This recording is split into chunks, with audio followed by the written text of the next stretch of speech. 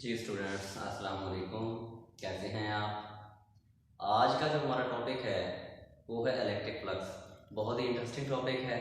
इस टॉपिक में जो एग्जामिनर है या फिर सॉरी पेपर सेटर है वो ज़्यादातर शॉर्ट क्वेश्चन पे करता है, लेकिन यहाँ पर इलेक्ट्रिक फ्लक्स के बारे में डिस्कस करने से पहले हम डिस्कस करेंगे फ्लक्स के बारे में कि फ्लक्स क्या है। फ्लक्स बेसिकली फ्लूइड डायनामिक्स से लिया गया है, जिसका मतलब है फ्लो करना। फॉर एग्जाम्पल, नहर है, नहर में से पानी फ्लो कर रहा है, तो वो जो है पानी का फ्लो करना उसको हम कहेंगे ये पानी का फ्लक्स है। रूम में बैठे हैं आप, आपको हवा चल रही है, आपको हवा लग रही है, इट मीन वो जो हवा है वो विंडो से पास होकर आप तक पहुंच रही है, तो वो हवा का विंडो से क्रॉस होकर आप तक पहुंचना, ठीक है, इट मीन उस विंडो में से पास होना, वो हमारे पास क्या है, एयर का फ्लक्स है। तो यहाँ पर हम देखेंगे कि जो फ्लक्स है वो डिपेंड किस पे कर रहा है। तो फ्लक्स दो चीज़ों में डिपेंड कर रहा है, ठीक है। अगर हम पानी के फ्लक्स के बारे में बात करें तो वो हमारे पास है कि जो फ्लक्स है वो या तो वाटर की स्पीड पे डिपेंड करेगा। पहली बात, वाटर की स्पीड पे, अगर वाटर की स्पीड ज़्यादा है, पानी की स्पीड ज़्यादा है, तो पानी का फ्लक्स क्या होगा, ज़्यादा होगा। दूसरी बात, अगर नहर का एरिया ज़्यादा है, नहर का एरिया ज़्यादा है, तो फिर पानी का फ्लक्स क्या होगा, ज़्यादा होगा। इन द सेम वे, अगर विंडो का एरिया ज़्यादा है तो ज़्यादा हवा पास होगी, अगर विंडो का एरिया कम है तो हवा कम पास होगी। इन बिल्कुल इसी तरह एक ये बात कि हमारे पास जो फ्लक्स है वो किस पे डिपेंड करता है, एरिया पे, और दूसरी किस पे बात करेगा, हवा की स्पीड पे, कि अगर हवा ज़्यादा तेज़ चल रही होगी तो आपको हवा ज़्यादा लगेगी, हवा ज़्यादा पास होगी विंडो से, हवा का फ्लक्स क्या होगा, ज़्यादा होगा। तो बात करने का मतलब कि फ्लक्स कितनी चीज़ों पे डिपेंड कर रहा है, दो चीज़ों पे। कौन सी? एक उसका एरिया, और दूसरा क्या है, स्पीड। एरिया किसका, जिस चीज़ से वो पास हो रहा है, ठीक है। पानी के फ्लक्स में बारे में बात करें तो नहर का एरिया जितना ज़्यादा होगा पानी का फ्लक्स उतना ही ज़्यादा होगा, ठीक है। पानी की स्पीड जितनी ज़्यादा होगी पानी का फ्लक्स उतना ज़्यादा होगा। अगर हवा तेज़ चल रही है हवा का फ्लक्स ज़्यादा होगा। हवा जो विंडो है उसका साइज ज़्यादा है, उसका एरिया ज़्यादा है, तो उसका फ्लक्स क्या होगा, ज़्यादा होगा, ठीक है। लेकिन यहाँ पर हम ना तो पानी के फ्लक्स के बारे में बात करेंगे, पानी के फ्लो के बारे में, और ना ही एयर के बारे में बात करेंगे। यहाँ पर हमने डिस्कस करना है इलेक्ट्रिक फील्ड लाइंस के बारे में, ठीक है। तो इलेक्ट्रिक फील्ड लाइंस जो सर्टन एरिया से पास हो रही होगी वो उस एरिया के क्या होगा, फ्लक्स होगा, ठीक है। तो आइए स्टार्ट करते हैं। इलेक्ट्रिक फ्लक्स बेसिकली फ्लक्स के बारे में है कि टेकन फ्रॉम फ्लूइड डायनामिक्स। ये जो वर्ड फ्लक्स है, सिर्फ वर्ड फ्लक्स फ्लक्स बेसिकली हमने फ्लूइड डायनामिक्स से लिया है। फ्लूइड डायनामिक्स में हम वो चीजें स्टडी करते हैं जो फ्लो कर रही हो, ठीक है। फ्लूइड डायनामिक्स में हम उन चीज़ों के बारे में स्टडी करते हैं कि जो क्या कर रही हो, फ्लो कर रही हो। तो इट मीन फ्लक्स का मतलब क्या होगा, फ्लो करना। और ये जो फ्लक्स है ये हमारे पास एक लेटेंट लैंग्वेज का वर्ड है। फ्लक्स क्या है, लेटेंट लैंग्वेज का वर्ड है, लेकिन इसकी जो रिप्रेजेंटेशन है वो ग्रीक लेटर है, ठीक है। इट मीन्स हमारे पास जो फ्लक्स है वो खुद एक लेटर वर्ड है, लेकिन उसकी जो रिप्रेजेंटेशन है वो ग्रीक लेटर है, और वो ग्रीक लेटर कौन सा है, फाई। इट मीन हम फ्लक्स को किस वर्ड से शो करते हैं, फाई से शो करते हैं। और अगर हम यहाँ पर इलेक्ट्रिक फील्ड लाइंस के फ्लो के बारे में डिस्कस करें तो यही हमारे पास क्या जाएगा, फाई ऑफ ई। ये हमारे पास क्या आएगा, फ्लक्स। ये हमारे पास क्या, इलेक्ट्रिक। ये हमारे पास ओवरऑल क्या रहेगा, इलेक्ट्रिक फ्लक्स। जहाँ तक डेफिनेशन है, फर्स्ट वन इसमें जो डेफिनेशन है वो हमारे पास है, number of electric field line passing through a certain area is flux through that area. Let first कर लें कि ये हमारे पास एरिया है, ठीक है। इस एरिया में से जितनी लाइन पास हो रही होंगी वो इस एरिया का फ्लक्स होगा, इस फ्लक्स थ्रू दैट एरिया। या आप हम कह सकते हैं कि एरिया या एरिया एलिमेंट की बात कर लेते हैं। एलिमेंट से क्यों नाम आता है, पहले हमने इतना एरिया लिया, अब मैं इसमें से इस एरिया में से छोटा सा एरिया एलिमेंट, इस एरिया का एलिमेंट कंसीडर कर लेता हूं।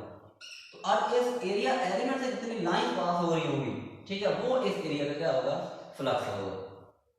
जहां तक हमारे पास यहाँ पर फील्ड लाइन है, उस फील्ड लाइन में मैंने 3-4 एरिया प्लेस कर दिए और वो एरिया इस तरह पड़े हैं, मतलब इस फील्ड लाइन के क्या बिल्कुल परपेंडिकुलर पड़े हैं, या कह सकते हैं इस तरह पड़े हैं। इलेक्ट्रिक फील्ड लाइन ऐसे फ्लो कर रही है, ठीक है, फ्रॉम प्लेटफॉर्म कर लें, from topper to from bottom to top ऐसे फ्लो कर रही है, और उसमें जो एरिया है वो ऐसे पड़ा है, ठीक है। ये एरिया ऐसे पड़ा है, ये जो एरिया वो भी ऐसे पड़ा है, ये एरिया बिल्कुल ऐसे पड़ा है, ये जो एरिया थोड़ा सा टिल्ट है, ये आप कह सकते हैं ये एरिया ऐसे पड़ा है, ये भी एरिया ऐसे पड़ा है, ये जो फोर्स है एरिया ये भी ऐसे पड़ा है, ये थोड़ा सा टिल्ट है, और ये भी हमारे पास थोड़ा सा टिल्ट है या इंक्लाइन फॉर्म में है। तो यहाँ पर देखें हमारे पास क्या है, वो कहता है कि फ्लक्स हमारे पास है क्या है, number of field line passing through certain area. अब इस एरिया में से कितनी लाइन पास हो रही है, 1 2 3 4 5 और 6, तो हम कह सकते हैं कि जो एरिया 1 है उसका फ्लक्स कितना हो जाएगा, 6 हो जाएगा, एरिया 1 का फ्लक्स कितना हो जाएगा, 6 हो जाएगा। फिर एरिया 2 में से देखें इसका फ्लक्स कितना है, कितनी लाइन पास हो रही है, 2 लाइन, ठीक है, कॉमन सी सिंपल सी बात, एरिया में से जितनी लाइन पास हो रही होंगी वो इस एरिया का क्या होगा, फ्लक्स होगा। तो यहाँ पर कितनी लाइन पास हो रही है, 2, इस एरिया का फ्लक्स कितना हो जाएगा, 2। एरिया 3 देखें इसका फ्लक्स कितना है, कितनी लाइन पास हो रही है, 2, इस एरिया का फ्लक्स क्या हो जाएगा, 2, ठीक है। एरिया 3 भी होगा। एरिया 4 देखें बेटा कितनी लाइन है, 1 2 3, इस एरिया का फ्लक्स क्या हो जाएगा, 3।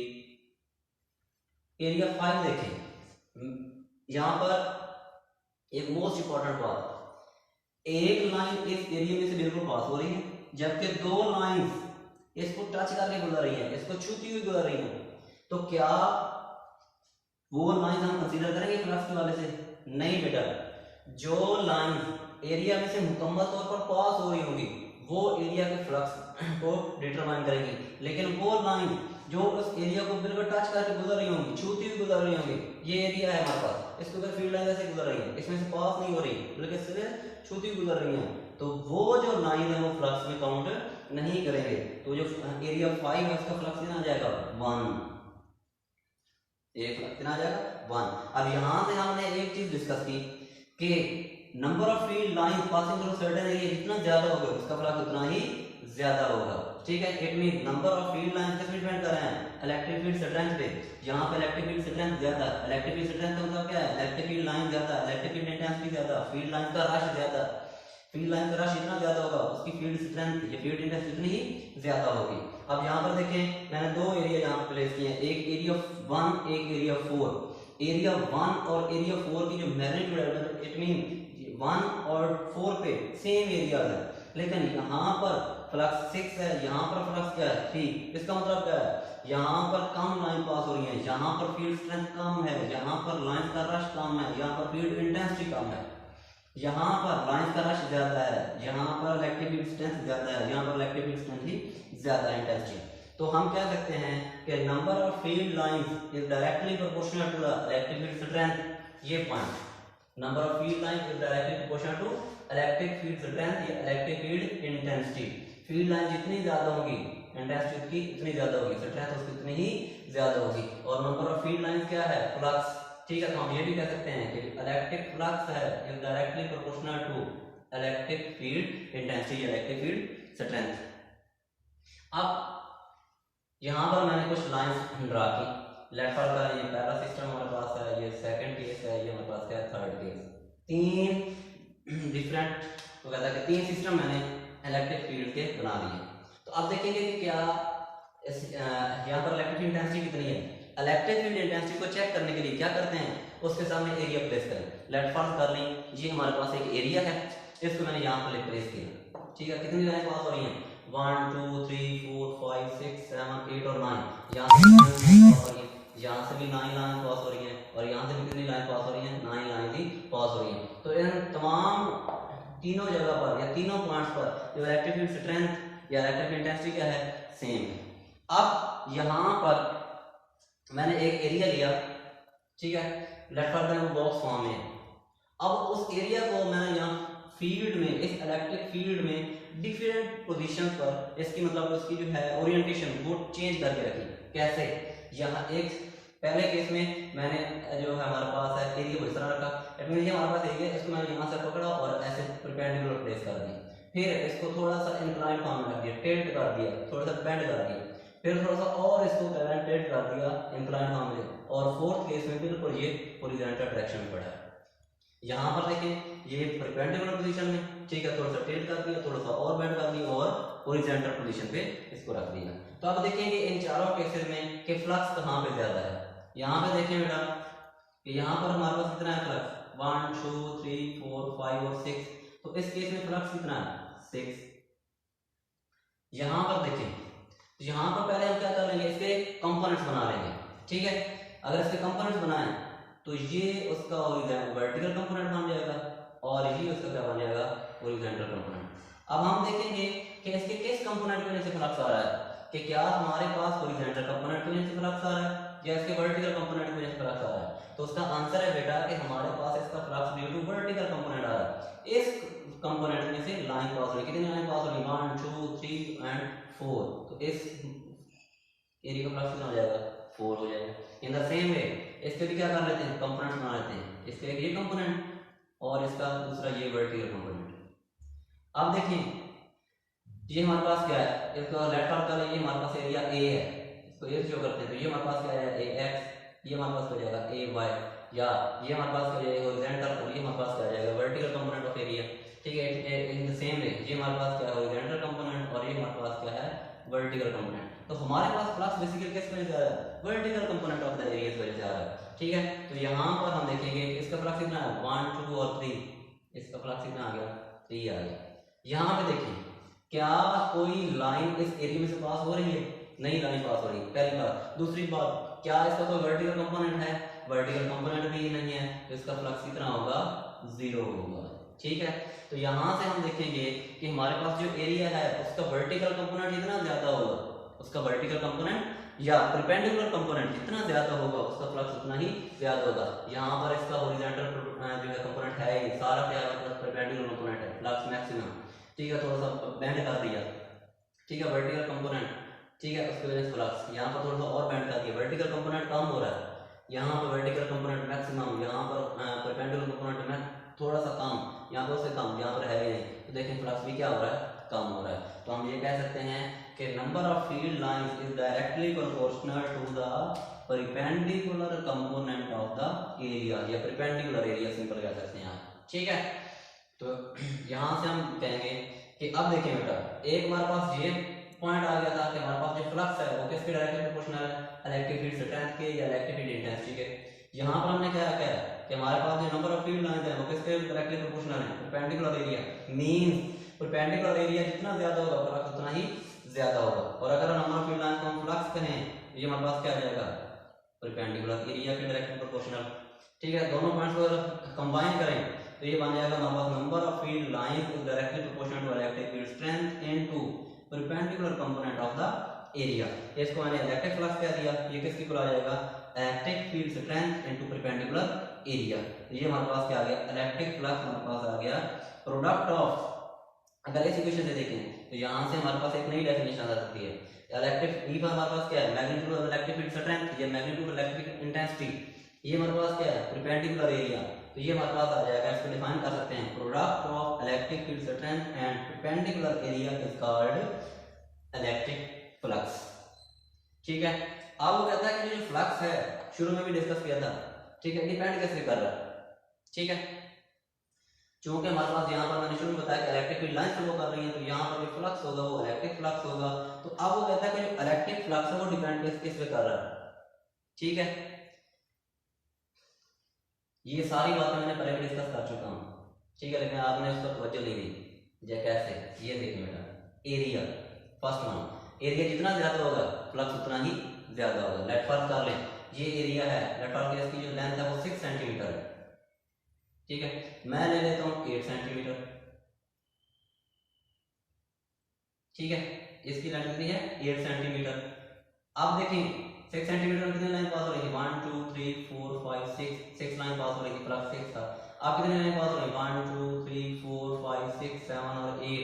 अब इसका फ्लक्स कितना हो जाएगा 8, इस एरिया का फ्लक्स कितना हो जाएगा 8 में जैसे हमने एरिया इंक्रीज करेंगे तो फ्लक्स भी क्या हो जाएगा, इंक्रीज हो जाएगा। एरिया कम कर दें फ्लक्स भी क्या हो जाएगा, कम हो जाएगा। तो पहला हमारे पास फ्लक्स किस पे डिपेंड कर रहा है, एरिया पे। दूसरा ओरिएंटेशन ऑफ द एरिया, उस एरिया को हमने फील्ड इलेक्ट्रिक फील्ड में प्लेस किस तरह किया है।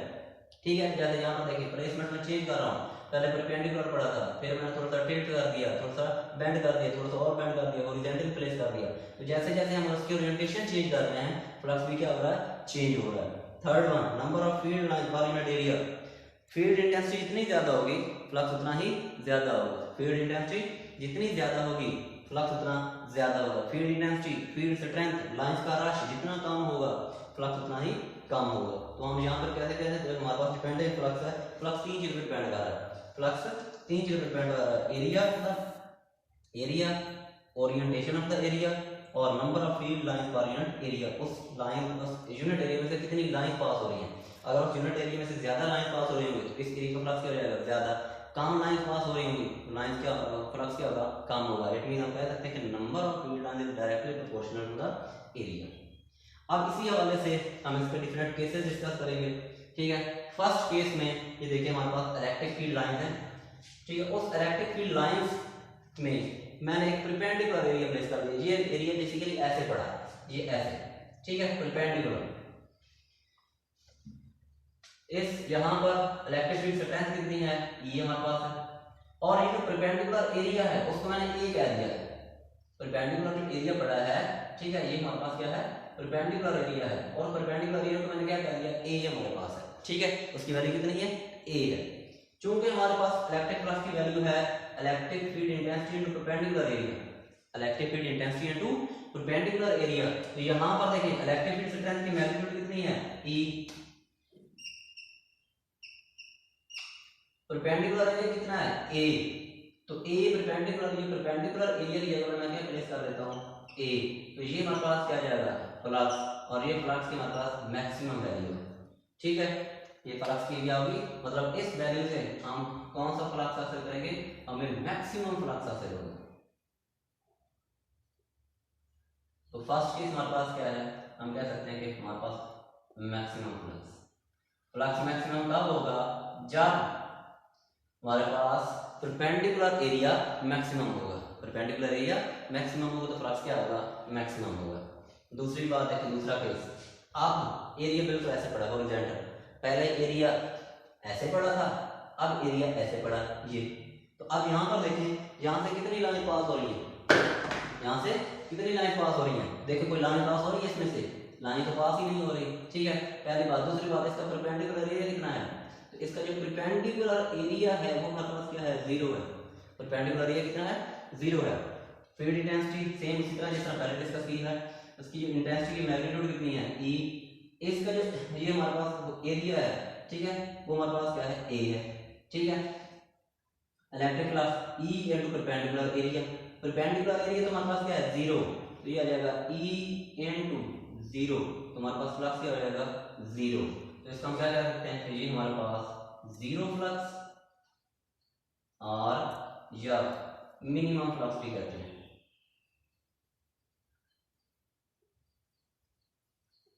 ठीक है।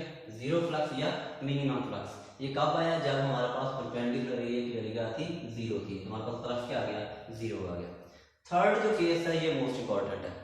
अब यहाँ पर एरिया ना तो परपेंडिकुलर प्लेस है ना हॉरिजॉन्टल प्लेस है, ये थोड़ा सा टिल्ट फॉर्म में पड़ा है, बेंड फॉर्म में या इंक्लाइंड फॉर्म में पड़ा है, ठीक है। अब यहाँ पर देखें, तो अब सबसे पहले इसका क्या करेंगे, ये हमारे पास एरिया है, ठीक है, ये हमारे पास क्या है, एरिया। तो इसके क्या बना लेंगे, कंपोनेंट्स बना लेंगे। कैसे कंपोनेंट्स बनाएंगे, यहां से प्रोजेक्शन ड्रा करें हॉरिजॉन्टल एक्सिस पर, तो एक हमारे पास ये उसका परपेंडिकुलर कंपोनेंट बन गया और ये उसका कौन सा कंपोनेंट बन गया, हॉरिजॉन्टल कंपोनेंट। अब यहां पर देखिए फ्लक्स किस वजह से आ रहा है, उसके परपेंडिकुलर कंपोनेंट की वजह से, उसके परपेंडिकुलर कंपोनेंट की वजह से आ रहा है, ना कि उसके हॉरिजॉन्टल कंपोनेंट की वजह से, ठीक है। तो अब इसका परपेंडिकुलर कंपोनेंट कितना है, ठीक है, ये हम देखेंगे। लेट फर्स्ट कर लें, ये इस एरिया का क्या है, नॉर्मल है, ये इस एरिया का क्या है, नॉर्मल। नॉर्मल का मतलब क्या है, ये और यहाँ पर कितना बन रहा है, सिर्फ एरिया के सरफेस और इसकी जो डायरेक्शन जो नॉर्मल का है इसके साथ एंगल कितना है, 90 का। ये हमारे पास क्या है, इस लाइन को हम क्या कहेंगे, इलेक्ट्रिक फील्ड इंटेंसिटी की लाइन। तो लेट फर्स्ट कर लें, इसके दौरान जो एंगल है वो कितना है, थीटा है, ठीक है। अगर ये एंगल थीटा है तो इस एंगल को भी हम क्या कहेंगे, थीटा कहेंगे। लेकिन हमें कैसे पता चला कि इस एंगल को हम थीटा कहेंगे, जो यहाँ पर एक मैथ का रूल है छोटा सा। लेट फर्स्ट कर लें बेटा, ये हमारे पास एक वेक्टर है और ये हमारे पास क्या है, दूसरा वेक्टर। इस वेक्टर को मैंने ए कह दिया, इसको मैंने क्या कह दिया, बी। उनके दरमियान जो एंगल है वो हमारे पास कितना है, 30 डिग्री है। बात समझने वाली है कि हमारे पास वेक्टर ए, ये हमारे पास वेक्टर बी और इसके दरमियान जो एंगल है वो कितना मान रहा है 30। मैं अब वेक्टर ए का भी परपेंडिकुलर ले लेता हूँ और वेक्टर बी का भी परपेंडिकुलर ले लेता हूँ। ये लाइन वेक्टर ए का परपेंडिकुलर, ये लाइन वेक्टर बी का परपेंडिकुलर, और इनके दरमियान जो एंगल है वो भी थीटा है। तो जितना इन वेक्टर के दरमियान एंगल होगा, इन वेक्टर के परपेंडिकुलर के दरमियान भी उतना ही एंगल होगा। ये बात मैथ का ये रूल है कि जितना एंगल उन दो वेक्टर के अलावा होगा, उनके परपेंडिकुलर के अलावा भी वेक्टर जो थीटा है वो उतना ही होगा। तो अब जितना एंगल यहाँ पे है, ये देखें, ये हमारे पास लाइन, इसका ये हमारे पास परपेंडिकुलर हो गया, ये लाइन, दूसरी लाइन ये हमारे पास, ठीक है, तो उसका हमारे पास क्या आ गया, ये परपेंडिकुलर आ गई ये लाइन। तो ये देखें यहाँ पर एंगल कितना बनेगा, जितना एंगल यहाँ पे, तो ये एंगल हमारे पास कितना आ जाएगा, थीटा आ जाएगा। थीटा के सामने वाला जो एंगल होता है साइड की, वो हमारे पास हो जाएगा साइन थीटा। वेक्टर ए है तो ये साइन थीटा हो जाएगा, ये हमारे पास हो जाएगा A cos theta. Perpendicular component A cos theta, सामने वाला ए साइन थीटा। हमारे पास फ्लक्स किस वजह से आ रहा है, उसके परपेंडिकुलर कंपोनेंट की वजह से, और उसका परपेंडिकुलर कंपोनेंट कितना है, ए कॉस थीटा। तो यहाँ पर हम प्लेस करेंगे ए कॉस थीटा, तो हमारे पास इलेक्ट्रिक फ्लक्स की इक्वेशन आ जाएगी ई ए कॉस ऑफ थीटा, ठीक है, ई ए कॉस ऑफ थीटा। अब यहाँ पर हमने डिस्कस किया कि जो कि हमारे पास स्केलर प्रोडक्ट है, अगर देखें हमारे पास हमने जनरल डिस्कशन की थी चैप्टर नंबर 2 में, scalar product A dot B is equal to B cos of theta. तो यहाँ पर ये भी कॉस ऑफ थीटा है, लेकिन यहाँ पर ए भी नहीं है, ई और ए है। ये हमारे पास इलेक्ट्रिक इंटेंसिटी, ये हमारे पास क्या वेक्टर, सॉरी एरिया। तो इसको अगर प्रोडक्ट फॉर्म में लिखें तो ये बन जाएगा electric flux is equal to E dot A, E dot A. तो यहाँ से हम इसको डिफाइन करेंगे, इसको डिफाइन कर सकते हैं स्केलर प्रोडक्ट ऑफ स्केलर या dot product of electric field intensity and vector area. Scalar product of electric intensity and vector area is called electric flux. और ये हमारे पास बेसिकली अथेंटिक एक डेफिनेशन है, ये मैथमेटिकली या क्वांटिटेटिवली जो डेफिनेशन है वो ये है कि इलेक्ट्रिक इंटेंसिटी और वेक्टर एरिया का डॉट प्रोडक्ट ले तो हमारे पास क्या है, फ्लक्स, ठीक है। तो यहाँ पर जबकि ये जो हमारे पास थीटा है, थीटा क्या है, theta be the angle between E and A, ये हमारे पास ए और ई इलेक्ट्रिक फील्ड स्ट्रेंथ और एरिया के दरमियान क्या है, एंगल है, ठीक है। आगे हम डिस्कस करते हैं वेक्टर एरिया। वेक्टर एरिया क्या है बेटा, वेक्टर एरिया एक ऐसा एरिया है जिसकी मैग्नीट्यूड भी होती है, उसकी डायरेक्शन भी होती है, ठीक है। ये हमारे पास क्या है, उसकी मैग्नीट्यूड, ये जो एन है ये बेसिकली नॉर्मल है, ठीक है, और नॉर्मल क्या करता है, उसकी डायरेक्शन को इंडिकेट करता है, ठीक है। कर लें, ये हमारे पास एक स्लैब है शीशे की, मैं आपको वो रेफरेंस देता हूँ, chapter number 12 10th class geometrical optics, ठीक है, पहले ही पेज पर मैंने कहा था कि हमारे पास ये रे है, जहां पर आके इंसिडेंट हुई, इस पॉइंट को क्या कहते हैं, angle of point of incidence, और ये लाइट क्या कर रही थी, इधर रिफ्लेक्ट कर रही थी। तो इस पॉइंट ऑफ इंसिडेंस पर हमने एक परपेंडिकुलर लाइन ड्रा की थी, जिसको हमने क्या कहा था, नॉर्मल। तो ये जो बेसिकली नॉर्मल है, ये इस एरिया की क्या करेगी, डायरेक्शन को इंडिकेट करेगी, ठीक है। मैग्नीट्यूड हमारे पास क्या है, लेट फर्स्ट कर लें, ये हमारे पास क्या है, एक एरिया है, ये क्या है, एरिया। तो इसकी जितनी भी ये सरफेस है, ये सरफेस, ये उस एरिया की क्या है, मैग्नीट्यूड। और यहाँ से इसकी अगर डायरेक्शन चेक करें तो ये परपेंडिकुलर अपवर्ड एक लाइन, यहाँ पर ये बिल्कुल स्ट्रेट लाइन है, वो जो लाइन है उसकी डायरेक्शन को इंडिकेट करेगी, ठीक है। तो इट मीन यहाँ जिस एरिया की डायरेक्शन की भी बात करें और इसकी मैग्नीट्यूड की भी बात करें तो वो हमारे पास एरिया क्या होगा, वेक्टर एरिया होगा। उस एरिया को क्या कहेंगे, वेक्टर एरिया कहेंगे, ठीक है। It mean the area vector area is that area which has the magnitude and has the direction. और जो मैग्नीट्यूड है वो किसके इक्वल है, उसकी सरफेस के इक्वल है, सरफेस ऑफ द एरिया, ठीक है। लेट फर्स्ट कर लीजिए, जितनी भी सरफेस पड़ी है, ये हमारे पास एरिया है, या हमारे पास ये एरिया है, इसकी जितनी भी ये सरफेस है, ये जितनी भी सरफेस है, ठीक है, ये उसकी क्या होगी, मैग्नीट्यूड होगी। और यहाँ से हम एक परपेंडिकुलर लाइन ड्रा करें, ये लाइन आप ऊपर भी ड्रा कर सकते हैं, बिल्कुल ऐसे, ठीक है, ये ऐसे, और ये लाइन डाउनवर्ड भी ड्रा कर सकते हैं। अगर ये एरिया ऐसे पड़ा है तो इसकी डायरेक्शन इधर होगी, अगर ये एरिया ऐसे पड़ा है इसकी डायरेक्शन इधर होगी, अगर ये एरिया ऐसे पड़ा है इसकी डायरेक्शन अपवर्ड होगी, अगर इसे को मैं ऐसे कर देता हूँ इसकी डायरेक्शन क्या हो जाएगी, डाउनवर्ड हो जाएगी। डिफरेंट कंडीशन के तहत ये डिफरेंट वेज में हो जाता है कि जैसे जैसे एरिया की वो कहते हैं कि ओरिएंटेशन चेंज होगी, उसके नॉर्मल की डायरेक्शन भी या नॉर्मल की जो है ओरिएंटेशन जो भी क्या होती जाएगी, चेंज होती जाएगी। ठीक है, आगे हमारे पास है, हम देखते हैं कि ये कौन सी क्वांटिटी है। चूंकि हमारे पास जो इलेक्ट्रिक फ्लक्स है वो डॉट प्रोडक्ट है, dot product of electric intensity and vector dot flux, तो स्केलर प्रोडक्ट होने की वजह से ये जो फ्लक्स है ये हमारे पास कौन सी क्वांटिटी है, स्केलर क्वांटिटी है।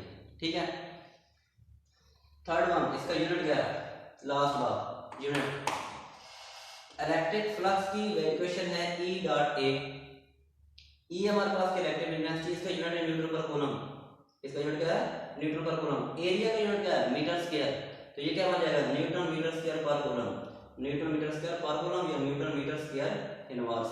तो ये हमारे पास इसका क्या है, यूनिट। ये हमारे पास था बेटा आज का टॉपिक। अल्लाह हाफिज़।